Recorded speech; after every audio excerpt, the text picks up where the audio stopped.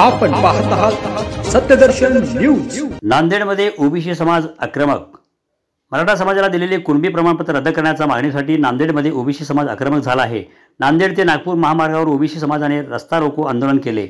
हदगाव तालुक्यातील बरडसेवाळा येथे हे आंदोलन करण्यात आले। तब्बल 1 तास हा महामार्ग रोखून धरण्यात आला होता।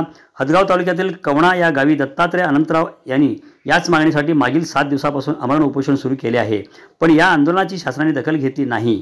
परिणामी ओबीसी समाजाने आक्रमक भूमिका घेत रस्त्यावरून रस्ता रोको आंदोलन केले। 21 तारखेपासून दत्तात्रय अनंतवार हे उपोषणाला बसले आहे। शासनाने कुठलीही दखल घेतलेली नाही। या शासनाने दखल घेतली नसल्यामुळे आज आम्हाला रोडवर उतरून रोड जाम करावा लागला।